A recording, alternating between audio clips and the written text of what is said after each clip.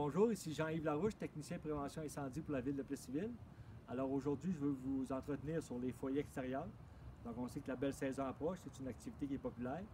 Puis étant donné que la réglementation elle a changé depuis 2015 pour les citoyens de la ville de Plessisville, donc je veux vous donner les bonnes informations au niveau de l'installation des foyers. Donc dans un premier temps, au niveau de l'installation du foyer, pour l'emplacement, c'est 3 mètres des limites de terrain et 3 mètres de toute matière combustible. Comme dans le cas ici, c'est 3 mètres du NETSED, 3 mètres si on a une remise sur le terrain, 3 mètres du bâtiment principal, 3 mètres des limites de terrain avec notre voisin. Donc ça, c'est pour l'emplacement. Le foyer en tant que tel, il faut qu'il repose sur une matière stable et incombustible. Donc dans le cas ici, on le voit, le foyer il est sur des dalles de béton. Donc ça ici, c'est stable, incombustible, c'est conforme.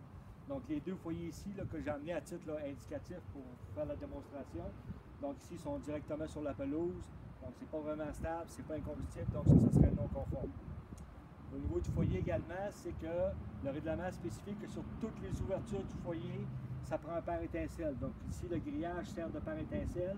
On voit qu'on a des ouvertures sur 4 côtés, donc ça prend un pare-étincelle sur les 4 côtés.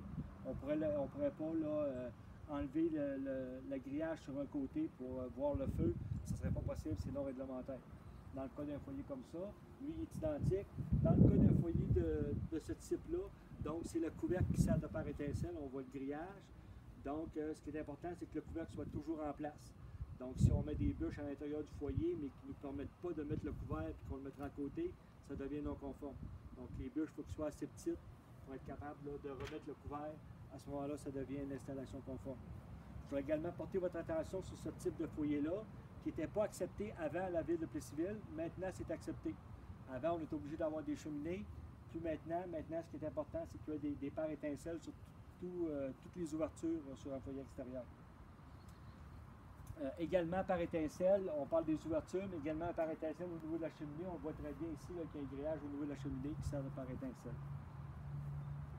Au niveau du combustible qu'on peut utiliser à l'intérieur des foyers, donc c'est uniquement du bois, donc pas de vidange, pas de poubelle, pas de matière recyclable, c'est interdit. C'est uniquement du bois d'arbre, ou ça pourrait être du bois également du bois de construction, mais du bois qui est exempt de peinture, exempt de teinture. Donc il faut que ce soit du bois brut, qui pourrait être également accepté au niveau des matières combustibles. Donc on a parlé de l'emplacement, des types de foyers. Ce qui est important de respecter aussi, c'est le bon voisinage. C'est toujours bien important quand ils vendent fort ou peu importe avec les voisins, toujours de bien situer l'emplacement de notre foyer pour ne pas incommoder trop les voisins.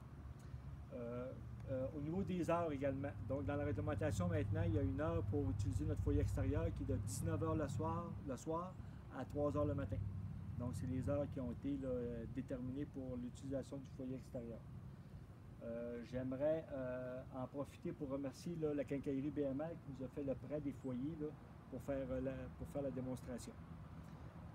On peut voir le règlement entier sur le site internet de la ville de Plessisville. Donc le règlement est disponible sur le site, c'est très facile, vous allez voir toute la réglementation qui touche les foyers extérieurs. Alors je vous remercie de m'avoir écouté et surtout n'oubliez pas, la prévention des incendies, ça sauve des vies.